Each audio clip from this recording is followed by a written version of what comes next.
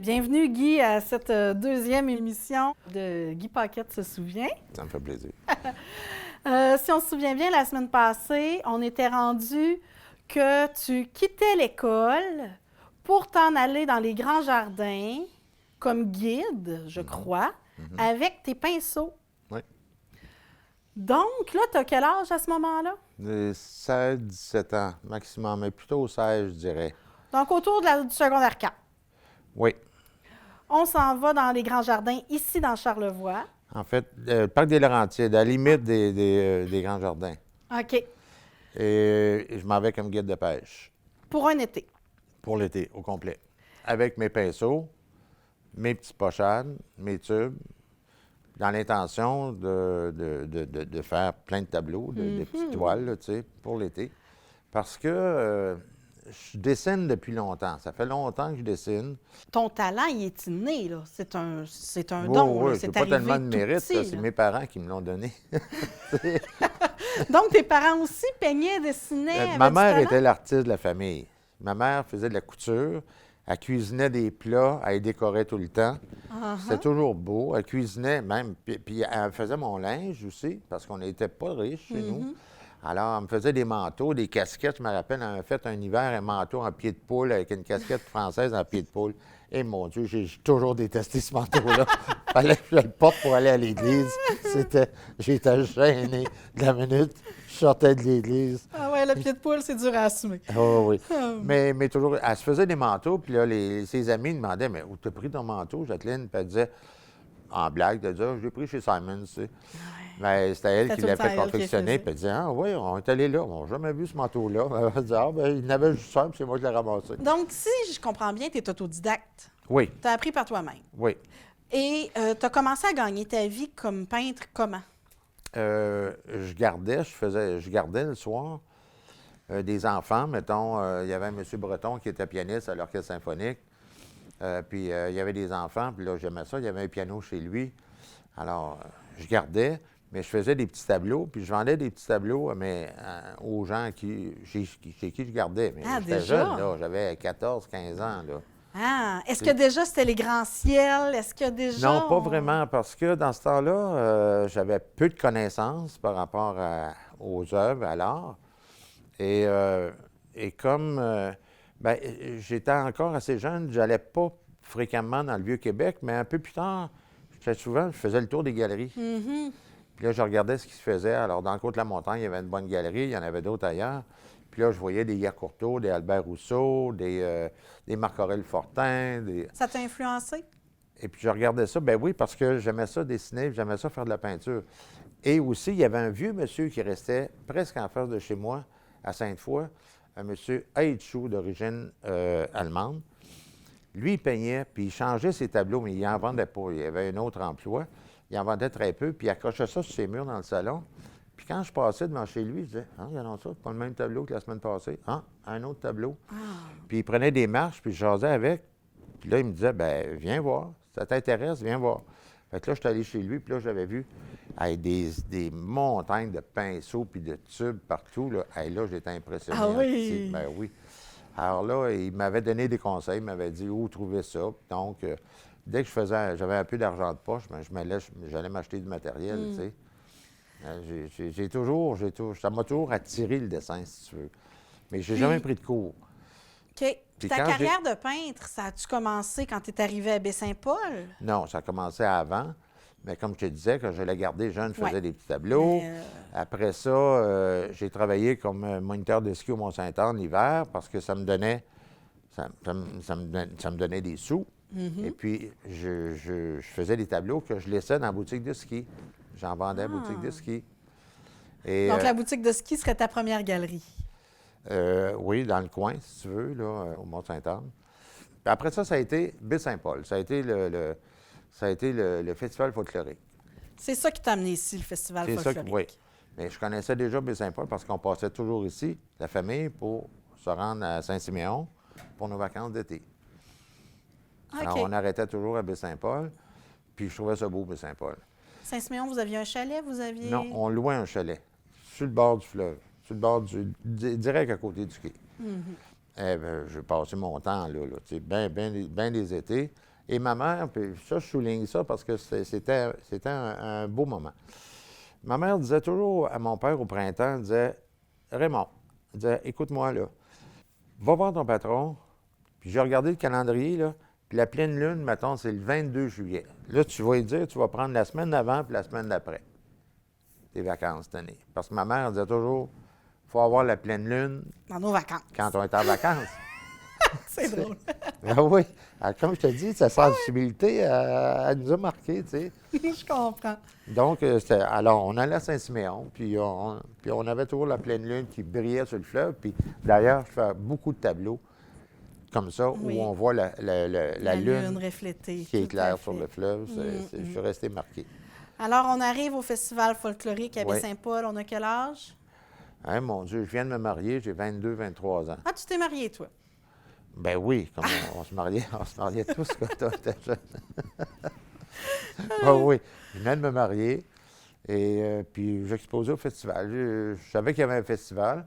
Puis là, ben, j'avais communiqué avec des gens de la place. Puis ils m'avaient dit, ah ben, tu es intéressé, ben, viens-t'en, on va te garder une place.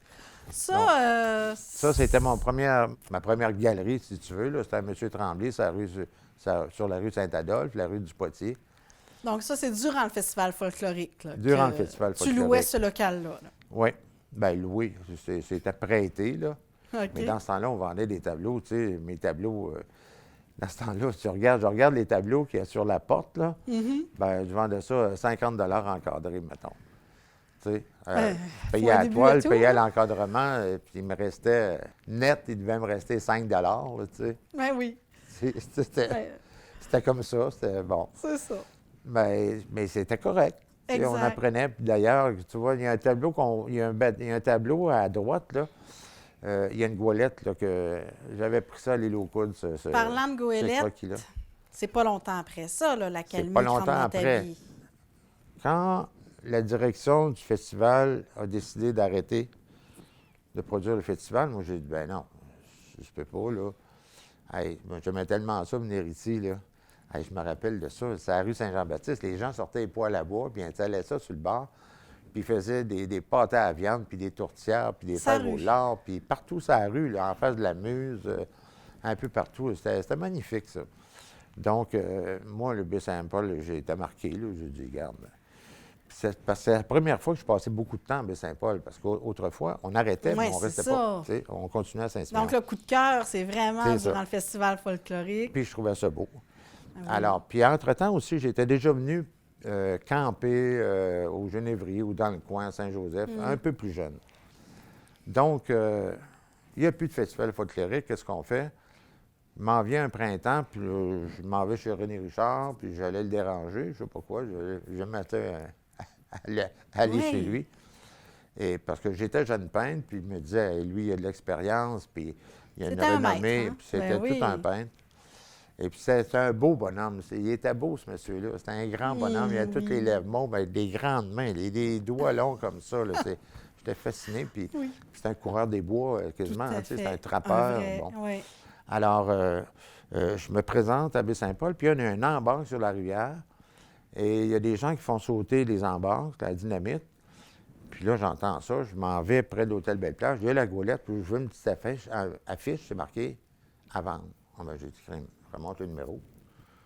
J'ai dit, j'appelle le gars. Le soir, en rentrant chez nous, j'appelle le gars. Et j'ai dit, votre bateau est à vendre? Oui. Ben, j'ai dit, quel prix? Il me donne le prix. Ben, j'ai dit, je vous l'achète. Mais j'avais pas d'argent, tu sais. Mais moi, j'achetais pas d'argent, là, tu sais. Je me disais, je vais m'arranger après. Vendez-le pas, gardez-moi là, je vous l'achète. Donc, j'ai acheté la goélette, la calmie, mais je l'ai rebaptisée parce que c'est le MP Millie que j'ai rebaptisé la calmie parce que c'était comme elle naviguait plus. Tout Et à fait. puis je me suis installé là-dessus. Ça a été mon premier atelier fixe, si tu veux, à Baie-Saint-Paul. Là, tu t'es installé là-dessus avec ta femme et tes enfants. Oui, oui, oui. Oui, Donc, tu avais déjà des enfants à ce moment-là? oui. Oui. Oui, c'était en 1976. Antoine naissait cette année-là et Guillaume avait 2 ans. C'est c'est une belle idée de fou, hein? Oui, oui, oui. Puis on retournait, à ce moment-là, on retournait à Québec pour l'hiver. Ah, OK, OK. Donc, Moi, ça, j'arrivais les tôt au étés- printemps. Puis après ça, je fermais la goélette, là, mi-octobre, là, genre après l'Action de grâce. Oui, oui, oui. Puis on retournait, Ah, on OK. tournait en ville. C'est un peu moins fou comme idée. De quelle année à quelle année, ça? De 76 à 78, j'ai fait ça. 75, 76 à 78. Mais par après, j'ai acheté la maison des petits oiseaux, l'auberge des petits oiseaux sur le Var-Fafard. OK. Mais ce temps-là, écoute, je prenais le train. Ça, c'est drôle. Puis il y avait un monsieur Blouin qui travaillait sur le train, qui était indépendantiste au coton. Puis on parle de 76, il y avait des élections. Et d'ailleurs, j'ai vécu la prise de pouvoir du PQ au Mouton Noir ce soir-là, en 76. C'était extraordinaire. Mais pour te dire, je prenais le train pour m'en retourner, puis je restais à Place Saint-Pierre. Ça, c'est près du versant nord à Sainte-Foy. Oui. Et la voie ferrée passe là, puis après ça, elle contourne une partie de Cap-Rouge, puis elle revient à la gare de Sainte-Foy, puis tout le monde débarque à la gare de Sainte-Foy. Mais M. Blouin, il savait que je restais là. Fait qu'il disait, on s'arrange, on arrête le train, je te débarque à la porte chez vous. Il me débarquait à la porte chez nous. Bien fou. Fait que je trouvais ça le fun, tu sais. Guy, on va prendre une petite pause. Oui. On va aller écouter la deuxième œuvre que tu as choisie, qui est Je sais de Jean Gabin. Oui, On en reparle tout de suite après. d'accord. Quand j'étais gosse, haut comme 3 pommes, je parlais bien fort pour être un homme. Je disais je sais, je sais, je sais, je sais.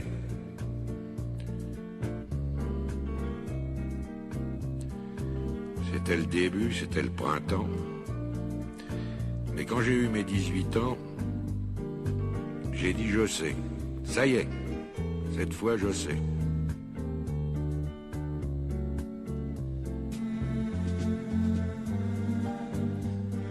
Et aujourd'hui, les jours où je me retourne, je regarde la terre où j'ai quand même fait les 100 pas, et je ne sais toujours pas comment elle tourne. Alors, Guy, si j'ai bien compris, cette pièce-là, ça dit un peu que toute notre vie, on pense savoir, mais que dans le fond, il y a juste... On apprend chaque jour. C'est ça. Tu sais. On savait rien. Même à mon âge, tu sais, on apprend tout le temps. À chaque jour. Oui. On était rendu juste en 76. Ouais, On ça va va quand pas. même y aller vite parce que ta carrière, Ouais. on la connaît quand même assez Ouais, bien. ouais. Hein, Donc là, il y a eu les petits oiseaux que tu as ouverts. Hein? Tu as ouvert galerie, boutique, les gens pouvaient rentrer dans ton atelier, si je me Pas souviens vraiment, bien. non. Non? Non. Sur la Goélette, oui. Mais après ça, non, parce que là, j'ai commencé à travailler avec les galeries. Je travaillais avec une excellente galerie à Montréal qui s'appelait la galerie Klinkoff. OK. Et eux, c'était des... je te dirais, ils parlaient français, mais ils étaient plus anglophones que... C'était des Autrichiens d'origine. Ils étaient plus anglophones que francophones, et leur clientèle était beaucoup les gens de Westmount, les gens... tous les gens... Les clients venaient de l'ouest de l'île de Montréal. Et j'ai fait 2 vernissages, là. Mais en principe, ça aurait dû prendre plus de temps, parce qu'il y avait des grands peintres qui exposaient là, et de très grands peintres. Puis M. Klinkoff me disait, il me parlait, puis il disait, Guy, ton tour va venir, puis il me faisait confiance. Et un jour, j'ai exposé là, puis on a comme tout vendu d'une demi-heure, tu sais. Wow. Mais dans ce temps-là, là, je te raconte un fait. J'avais une hypothèque sur ma maison, mais je n'étais pas capable de payer. Il fallait que je garde mes tableaux. Je ne voulais pas y vendre. Alors, je suis allé voir le gérant. J'ai dit, écoutez, moi, je ne peux pas vendre mes tableaux, mais j'ai dit, je vais faire un vernissage d'une excellente galerie à Montréal. Puis, dès que je reviens de Montréal, après le vernissage, je vous rembourse. Alors, prêtez-moi de l'argent pour que je puisse payer mon hypothèque. Il m'a dit, ah non, on ne peut pas faire ça. Bon, bien, je disais, écoutez, prenez les clés de la maison. Là, je vous dis. Donc, tu as perdu la maison? Ben non, je ne l'ai pas OK. perdu, mais il disait, on peut pas te passer, là, tu sais. Puis un artiste, là, c'est... La banque puis un artiste, là, c'est bien difficile. Alors, il me dit, j'ai dit, ce que vous allez faire? Ben, il dit, on va t'envoyer des lettres d'avocat. Ben, j'ai dit, m'enverrez des lettres d'avocat, c'est ce que je vous dis. Alors, j'ai réussi, tant bien que mal, à l'occasion, à payer un terme, là, tu sais. Puis quand je suis arrivé au vernissage, on a tout vendu d'une demi-heure. 2 jours après, je revenais avec un beau chèque. Puis là, je n'étais pas gêné. Hein. Je suis arrivé dans son bureau, j'ai dit, voici. Ouais, mais ça devait être beaucoup de stress et de pression mais quand même. faut se battre pour ça, parce que qu'on s'appelle Guy Paquette, qu'on s'appelle Jimmy Perron, qu'on s'appelle Bruno Côté. Hein. On est tous des artistes, puis face aux gens d'affaires, pas les gens d'affaires, mais comme les banquiers puis les banques, c'est pas facile de faire sa place parce que vous avez pas de on est un peu fixe, des hurluberlus, tu sais. Ouais. Alors, puis on vaut cher apparemment quand on est mort. Mais, tu sais, à 22 ans, 23 ans, tu vaux pas cher. Là.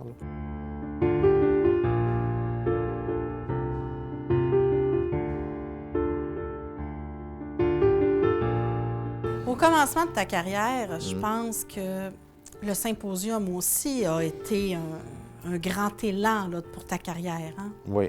Ça, c'est l'ébauche du planeur au symposium en 82. Est-ce que c'est les débuts là, des grands ciels, le début des planeurs? Non, j'en faisais de ça déjà, oui. Parce que j'avais appris à me connaître. Quand tu es jeune, tu ne te connais pas, OK? On ne se connaît pas, mais on évolue dans la vie, puis on rentre de l'information. Et moi, je me suis rendu compte que j'aimais ça. Je suis un peu solitaire, dans un sens. J'aimais ça, partir à l'aventure, partir en bateau, en chaloupe, en canot, n'importe quoi. Moi, tu me mettais sur l'eau, bien, tu m'envoyais en forêt, j'étais heureux. Ouais, Donc, j'ai appris ça. J'ai appris que l'espace, c'était important pour moi. Ouais. Ça me donnait une liberté que j'appréciais grandement. Plus que me retrouver dans un métro. Moi, un métro, là, c'est oublie ça. Oui. Toi, la nature, clairement, elle te parle puis elle te donne un sentiment de liberté. Oui, hein. oui. Et la navigation aussi. Parlons-en de navigation. Tu as navigué beaucoup. Bien, pas mal, oui. Mais j'ai appris sur le pif aussi. Tu sais, moi, je suis autodidacte dans tout, là, tu sais. La navigation, oui, entre autres. Ça, ce moment-là, là, c'est un moment fort, je pense. Oui, ça, c'est lorsque j'ai traversé le Pacifique avec mon beau-frère et un gars qui s'appelait Marius Corbin, qui avait bâti des bateaux et dans les crises économiques, il avait perdu son entreprise. Donc, mais il faisait des bons bateaux, des bateaux de croisière, des voiliers de croisière extraordinaires. Donc, j'ai traversé avec lui et mon beau-frère le Pacifique en 98. Et on a pris 22 jours pour faire Panama-les Marquises. 22 jours en mer. Oui, 22 jours en mer. Puis on est loin. On est passé par les Galapagos, mais on ne s'est pas arrêté. Ça coûtait trop cher arrêter là. OK. Ouais. Ça coûtait vraiment cher parce qu'ils t'attendent là, quand tu vas là. Oui. Donc, puis moi, je m'occupais de la voile et de la cuisine. Mais je me rappelle, les 5 premiers jours, les deux étaient stressés. Moi, ça ne me stressait pas de traverser. Je ne suis pas peureux de nature. Et mes acolytes, ils ont été malades. Mais je leur faisais à manger. Puis là, je leur servais ça dehors. Ils n'étaient même pas capables de rentrer dans le bateau. Là. Ah.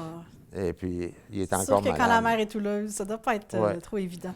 Ben, je sais que tu as ça me dérangeait pas. Tu as fait aussi un autre long voyage, mais avec tes fils cette fois-là. Oui, ça, c'était plus tôt. Ça, c'était en 92. C'est-tu à ce moment-là? Oui. Ouais. À ce moment-là, les tours du World Trade Center étaient encore en place. OK. En 92, tu es parti tout seul avec tes deux gars? Oui. En fait, je leur ai parlé de ça un 31 août. Je leur ai dit, écoutez, j'ai un projet parce que mes gars avaient des problèmes de consommation de drogue cette consommation-là les a affectés toute leur vie. C'est pas encore fini. C'est triste. C'est très triste. J'en parle, mais j'ouvre un peu là-dessus là, parce qu'on a des leçons à prendre de ça. Et j'avais décidé, un 31 août, je leur ai dit, écoutez, un soir, j'ai dit, les gars, moi, demain matin, là, je vous donne la nuit pour réfléchir à ça.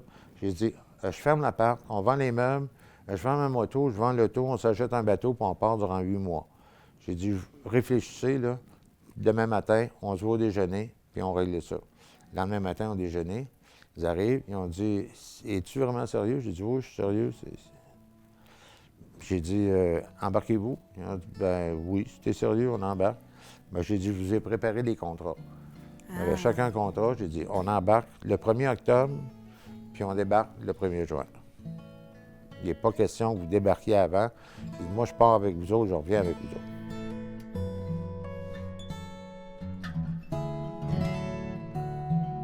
Ça a dû vous souder, là. Ça a dû changer. Oui. votre relation, c'est sûr. Mais j'espérais beaucoup que ça fasse comme une espèce de raz-de-marée dans leur intérieur, si tu veux, puis ça fasse... ça les amène à plus loin que les petits voyages qu'ils faisaient à se retrouver dans une pièce avec un appartement, à fumer des pétards, puis ils faisaient des voyages comme ça, mais ça, moi, je leur offrais un autre voyage. Un vrai voyage, bien sûr, bien sûr. Vous avez été où? On est parti de Québec, puis on s'est rendu par le lac Champlain, Sorel, lac Champlain, New York. On s'est rendu jusque dans les îles aux Bahamas. On a passé l'hiver dans les Exumas. Mais j'étais pas riche, là. J'avais pas de sous, là. Non, non. Je suis parti, là, je me rappelle, là, j'avais 2500 $ dans mes poches. On partait à 4 pour 8 mois. Ah, à 4, donc la mère était avec vous aussi, Pas là? ma mère, non. Non, J'avais leur mère. ma copine du temps, mon OK. ami du temps. OK, OK. Alors, on est parti à 4 comme ça. Mais rendu sur place, j'avais traîné mon matériel d'artiste. Quand je voyais des beaux vieux bateaux, je faisais des tableaux, puis je vendais ça aux gens, mais pas cher, là, tu sais. Parce qu'il ne fallait pas que je reste collé avec. Moi, ça me permettait de faire l'épicerie.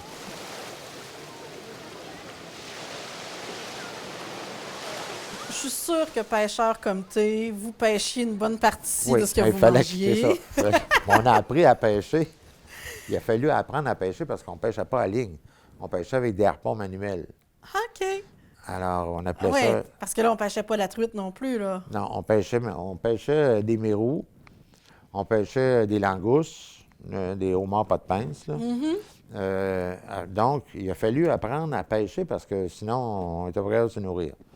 Fait que je dis aux gars, écoutez, il n'y a pas beaucoup d'essence dans le yo-yo, il ne faut pas aller loin avec ça. Allez pas loin, ça m'en prend pour aller pêcher. Bien sûr. Alors, je suis devenu comme bon pêcheur parce que j'avais pas le choix. Je partais à 7 h le matin, je prenais un café, 7 h le matin, je partais. Puis je revenais dans la journée déjeuner, là, mais je retournais pêcher, puis passais mes journées à pêche.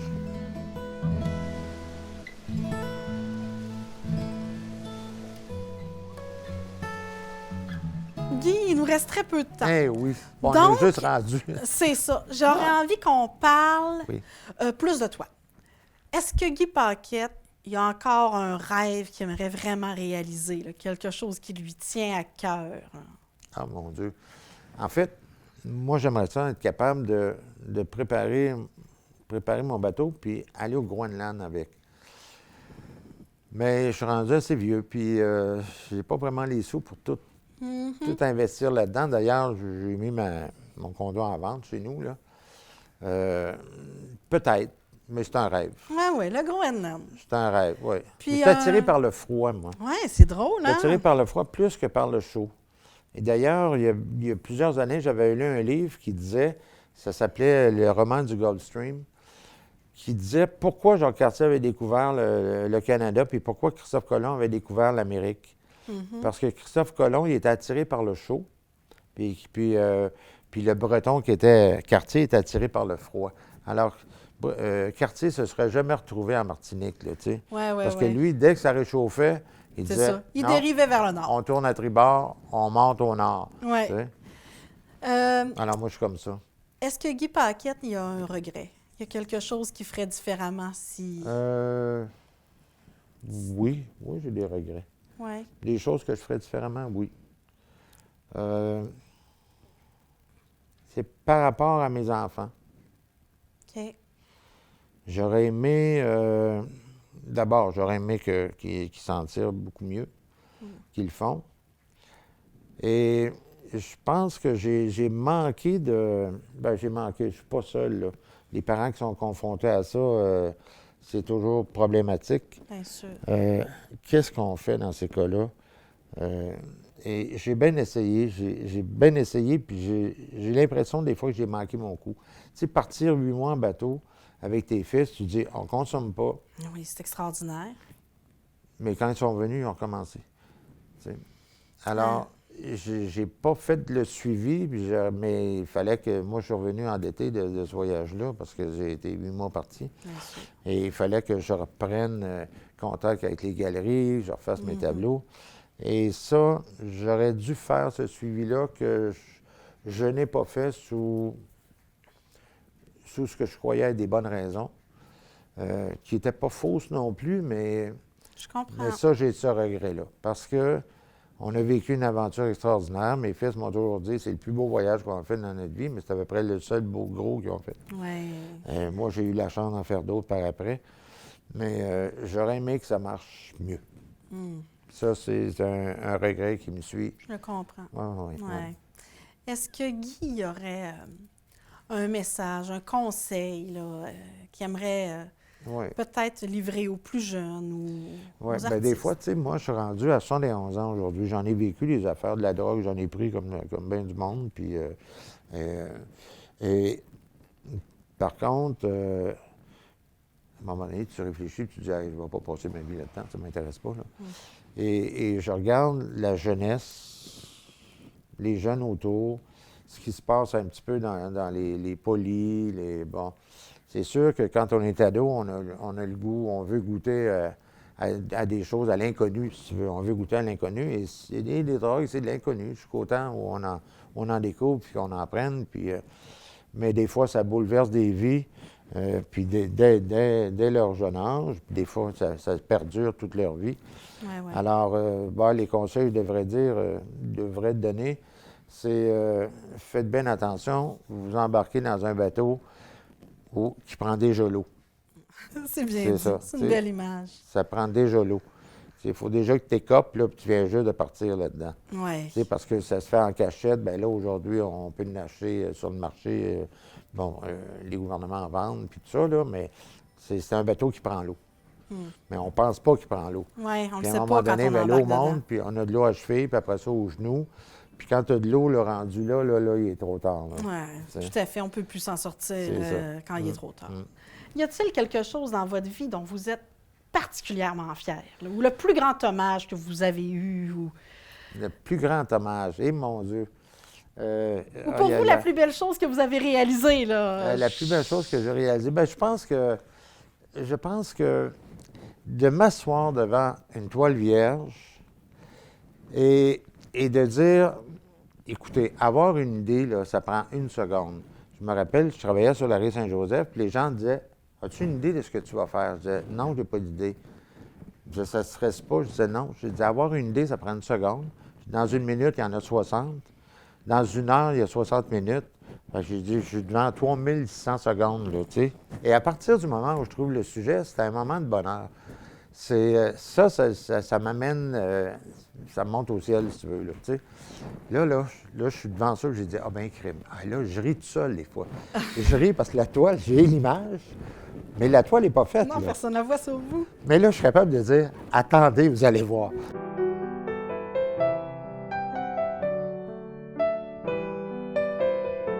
Alors là, ça part du cerveau qui donne des ordres à ma main, qui dit, ah ouais, fais ça. Mais des fois, le dessin n'est pas toujours juste. J'efface un peu, je me reprends. Mais ça, là, c'est ça qui me comble dans la vie, dans le fond. C'est d'avoir une idée, là, puis de la mettre sur toile. Ça, là, ça me remplit, ça. Alors, c'est toujours à renouveler, si tu veux, comprends-tu? Donc, après 40 ans, on aime toujours autant peindre qu'au début, là. Tout le temps, puis 50 ans, bien oui, c'est pas fini. Puis j'en ai encore plein. Puis là, la vie passe, tu sais. Je suis rendu à 71 ans, j'aurai 72 au moins. La vie, elle passe. Mais j'ai tellement de choses à dire, à faire. Là, des fois, ça m'inquiète. Faut pas que je pense à ça. Je dis, crime, j'aurais pas le temps de faire tout ce que j'ai. Parce que j'ai plein de notes, tu sais. Des titres, là, j'en ai plein et plein. Alors, faut que je fouille là-dedans des fois, puis je dis, OK, là, je fais ça. Mais je fouille pas souvent parce qu'il m'en vient tout le temps, tu sais. OK. Alors, je suis chanceux, je suis gâté. La nature, à date, là, elle m'a gâté. Donc, on va te souhaiter de garder une santé qui va te permettre d'en faire durant encore au moins 20 ans. Pas 20, mais au moins 10, mettons, encore 10, 12. En santé, ça serait parfait. Merci, Guy. Merci, Ça a été Pascal. vraiment Ça m'a fait grandement plaisir.